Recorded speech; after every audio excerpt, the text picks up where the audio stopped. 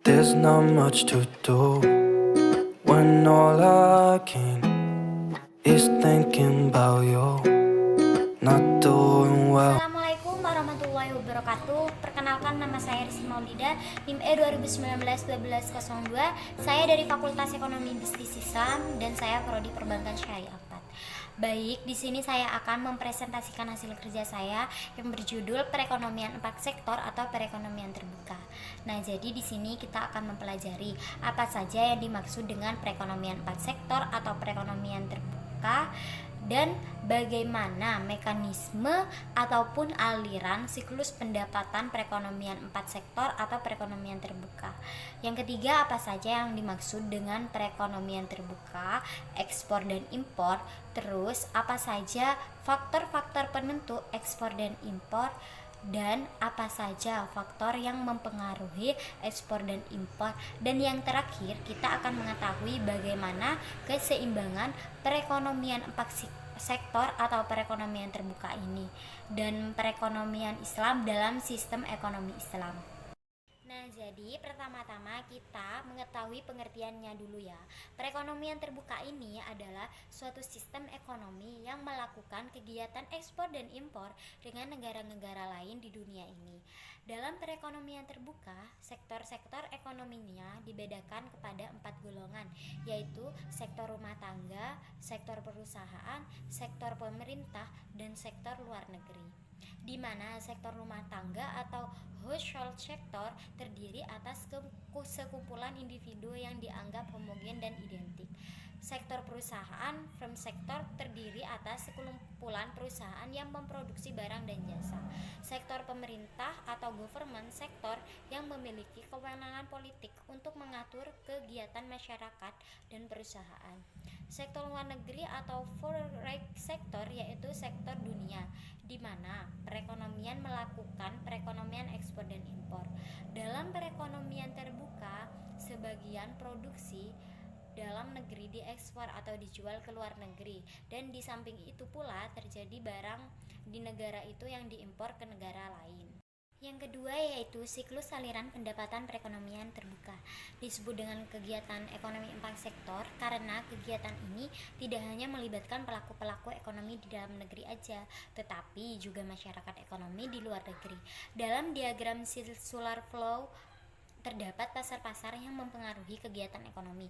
Pasar-pasar tersebut meliputi pasar barang, pasar tenaga kerja, pasar uang dan lembaga keuangan, serta pasar luar negeri. Yang pertama yaitu rumah tangga, yang terdiri dari A. Hubungan dengan perusahaan. Pada awalnya rumah tangga menjual sumber daya yang dimilikinya kepada perusahaan. Dari interaksi antara rumah tangga dan perusahaan dipertemukan pada pasar tenaga kerja. Kemudian dari penjualan sumber daya tersebut, rumah tangga mendapat penghasilan yang terdiri dari sewa, bunga, upah, dan profit. Hal itu dipertemukan dalam pasar uang dan lembaga keuangan. Yang B. Hubungan dengan pemerintah. Dalam hubungan ini, rumah tangga menyetorkan sejumlah uang sebagai pajak kepada pemerintah dan rumah tangga menerima penerimaan berupa gaji, bunga, penghasilan non balas jasa dari pemerintah berupa hasil dari pajak. Yang C. Hubungan dengan negara lain. Untuk mencapai hubungan dengan negara lain, rumah tangga harus melewati pasar barang dan pasar luar negeri. Rumah tangga mengimpor barang dan jasa dari luar negeri untuk memenuhi kebutuhan hidup. Yang kedua yaitu perusahaan. Perusahaan ini terdiri dari A. Hubungan dengan rumah tangga. Perusahaan menghasilkan produk-produk berupa barang dan jasa yang dikonsumsi oleh masyarakat. Lalu perusahaan mendapatkan penghasilan dari penjualan produknya. Interaksi tersebut dipertemukan dalam pasar barang. Nah, sedangkan pasar barang adalah pasar yang mempertemukan penawaran dan permintaan barang dan jasa. Pasar barang sering juga diistilahkan dengan sektor real. Yang B adalah hubungan dengan pemerintah. Jadi perusahaan membayar pajak kepada pemerintah dan perusahaan menjual produk dan jasa kepada pemerintah melalui pasar barang. Yang C, hubungan dengan dunia internasional. Jadi perusahaan itu melakukan impor atas produk barang maupun jasa dari luar negeri maupun pasar barang dan pasar luar negeri. Dari hasil penjualannya tersebut, perusahaan mendapatkan laba atau keuntungan. Yang ketiga yaitu pemerintah, terdiri dari A. Hubungan dengan rumah tangga. Pemerintah ini menerima setoran pajak rumah tangga untuk kebutuhan operasional, pembangunan, dan lain-lain untuk membangun negara. Yang B yaitu pemerintah mendapatkan penerimaan pajak dari perusahaan, dan pemerintah juga membeli produk dari perusahaan berdasarkan dana anggaran belanja yang ada. Nah, yang terakhir, negara-negara lain terdiri dari A. Hubungan dengan rumah tangga. Negara-negara lain ini menyediakan barang dan jasa untuk kepentingan rumah tangga yang dilakukan di pasar luar negeri. Dari pasar luar negeri masuk ke dalam pasar barang dalam negeri, sehingga produk yang dihasilkan dapat dibeli oleh rumah tangga, sehingga dari transaksi jual beli tersebut dengan negara lain mendapatkan laba atau keuntungan. Yang B yaitu dunia internasional mengekspor barangnya kepada bisnis-bisnis perusahaan. Aliran barang dan jasanya juga melalui pasar negeri lalu masuk ke pasar barang. Dari proses tersebut juga dihasilkan suatu laba. Bagian 3 yaitu perekonomian terbuka, ekspor dan impor. Yang pertama, ekspor. Jika suatu negara melakukan ekspor barang dan jasa ke negara lain, maka ia harus memproduksi barang dan jasa melebihi jumlah produksi yang diperlukan di dalam negeri. Dengan meningkatnya jumlah produk atau barang dan jasa yang dihasilkan oleh suatu negara, maka hal itu juga akan meningkatkan pendapatan nasional negara tersebut. Karena ekspor ini merupakan salah satu jenis pengeluaran agregat. Jadi dapat mempengaruhi tingkat pendapatan nasional yang akan dicapai oleh suatu negara. Apabila ekspor meningkat, maka pengeluaran agregat akan meningkat pula, dan keadaan ini selanjutnya akan menaikkan pendapatan nasional. Namun sebaliknya, pendapatan nasional tidak dapat mempengaruhi besar kecilnya ekspor. Apabila pendapatan nasional itu bertambah besar, ekspor belum tentu meningkat, atau besarnya ekspor dapat meningkat atau mengalami perubahan meskipun pendapatan nasional tetap besarnya. Ya gitu, besar kecilnya ekspor tidak mempengaruhi oleh tingkat pendapatan nasional yang terjadi dalam perekonomian. Sehingga fungsi ekspor mempunyai bentuk yang sama dengan fungsi investasi dan pengeluaran pemerintah. Yang kedua yaitu kita bahas impor ya. Dalam analisis makroekonomi diasumsikan bahwa faktor yang mempengaruhi besar kecilnya pembelian barang dari luar negeri atau impor suatu negara adalah kemampuan membayar atau daya beli negara tersebut dalam barang impor. Makin tinggi kemampuan membayar daya belinya, maka tinggi pula impor yang dapat dilakukannya. Karena tinggi rendahnya daya beli suatu negara dipengaruhi oleh tingkat pendapatan nasionalnya, maka tinggi rendahnya impor negara tersebut juga ditentukan oleh besar kecilnya pendapatan nasionalnya. Jadi makin tinggi pendapatan nasional, makin besar pula impor yang dapat dilakukan oleh negara tersebut. Nah, jadi kesimpulannya, impor adalah kita itu membeli barang dari luar negeri itu disebut impor, sedangkan ekspor kita menjual barang dari negeri kita ke negeri orang lain gitu. Bagian keempat yaitu faktor-faktor penentu ekspor dan impor. Yang pertama, faktor-faktor yang menentukan ekspor. Banyak banget faktor yang akan menentukan hal ini, dan pada dasarnya kepentingan ekspor di suatu negara selalu berbeda dengan negara lain. Di sebagian negara ekspor sangat penting, yaitu meliputi bagian yang cukup besar dari pendapatan nasional. Akan tetapi di sebagian negara lain peranannya relatif kecil. Suatu negara dapat mengekspor barang produksinya ke negara lain apabila barang tersebut diperlukan negara lain dan mereka tidak dapat memproduksi barang tersebut atau produksinya tidak dapat memenuhi keperluan dalam negeri. Contohnya ekspor karet, kelapa sawit, dan petroleum dari beberapa negara Asia Tenggara berlaku karena barang-barang tersebut dibeli oleh negara-negara yang tidak dapat memproduksinya. Sebaliknya pula, negara-negara Asia mengimpor kapal terbang dan berbagai jenis barang modal karena mereka tidak dapat menghasilkan sendiri barang-barang tersebut. Faktor yang lebih penting lagi adalah kemampuan dari negara tersebut untuk mengeluarkan barang-barang yang dapat bersaing dalam pasaran luar negeri. Yang kedua yaitu faktor-faktor yang mempengaruhi impor. Barang buatan luar negeri juga diimpor oleh sektor lain, yaitu oleh perusahaan dan pemerintah. Perusahaan mengimpor bahan mentah dan barang modal dari luar negeri. Pemerintah juga melakukan hal yang sama, yaitu pemerintah menggunakan barang konsumsi dan barang modal yang diimpor.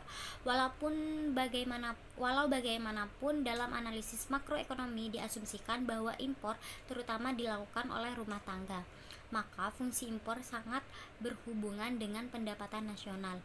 Yang dimaksudkan dengan fungsi impor adalah kurva yang menggambarkan hubungan di antara nilai impor yang dilakukan dengan tingkat pendapatan masyarakat dan pendapatan nasional yang dicapai. Seperti telah dinyatakan, impor adalah pengeluaran terpengaruh, yang berarti semakin tinggi pendapatan nasional maka semakin tinggi pula impor. Bagian 5 yaitu faktor-faktor yang mempengaruhi ekspor dan impor. Besar kecilnya ekspor dan impor ditentukan oleh tempat, yaitu yang pertama harga-harga dalam negeri. Makin tinggi harga-harga dalam negeri, produsen dalam negeri akan makin sulit bermain dengan produsen luar negeri. Ekspor makin berkurang dan kondisi sebaliknya akan berpengaruh pada impor. Yang kedua, jika harga-harga di luar negeri makin tinggi, maka produsen dalam negeri akan mengalami kesulitan dalam persaingan dengan produsen dalam negeri. Jadi, harga yang semakin tinggi di luar negeri akan mendorong ekspor. Ekspor dari Indonesia ke Amerika Serikat atau ke Jepang akan terdorong bila kenaikan harga-harga di Indonesia lebih rendah dibandingkan dengan harga-harga di Amerika Serikat atau di Jepang. Sebaliknya juga berpengaruh pada impor.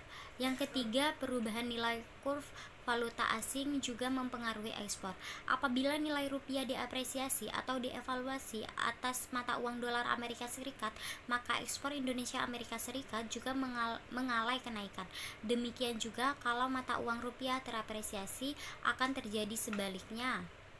Itu juga berpengaruh pada impor. Yang keempat, makin tinggi pendapatan penduduk luar negeri, makin besar permintaan terhadap barang-barang ekspor. Kondisi sebaliknya berpengaruh pada impor. Bagian keenam yaitu keseimbangan perekonomian 4 sektor atau perekonomian terbuka. Yang pertama, penawaran dan pengeluaran agregat.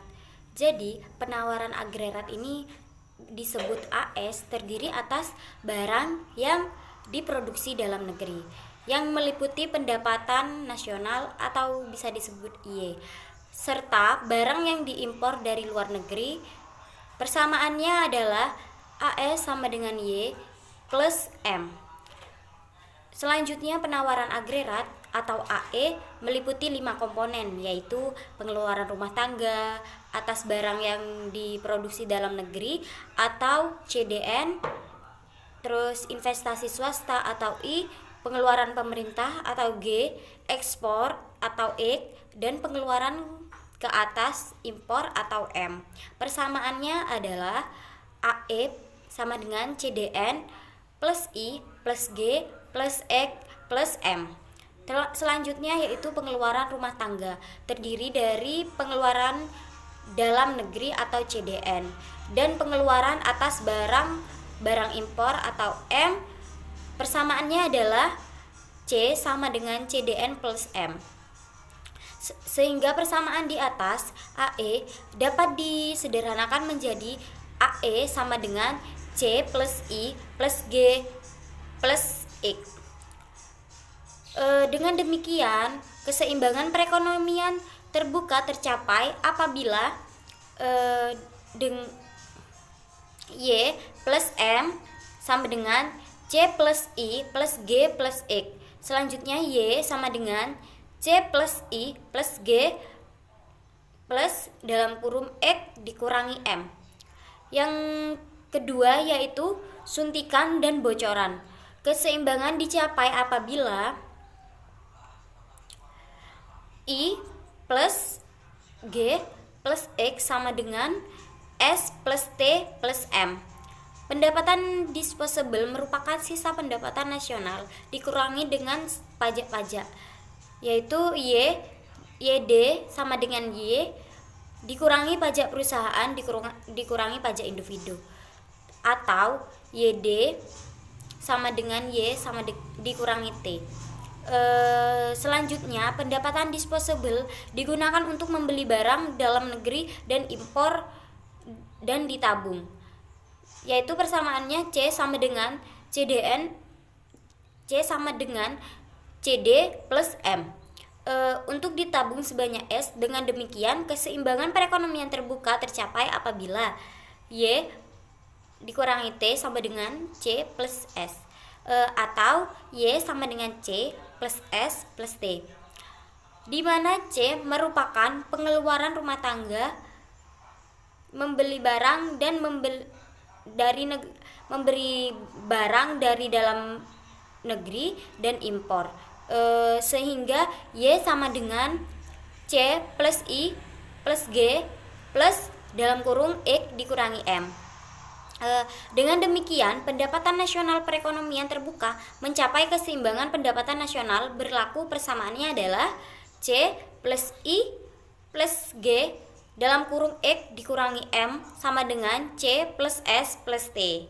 Jadi itu saja, jika kurang jelas ini di atas ada ya. Yang terakhir yaitu perekonomian Islam pada sistem ekonomi Islam.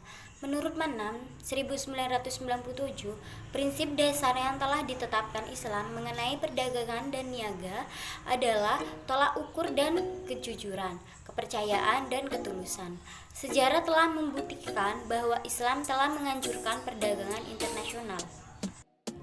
Nah, jadi itu saja yang bisa saya sampaikan. Sekian presentasi dari saya. Bila ada kata salah atau kalimat yang kurang jelas dari saya mohon maaf. Wabillahi taufiq wal hidayah. Wassalamualaikum warahmatullahi wabarakatuh.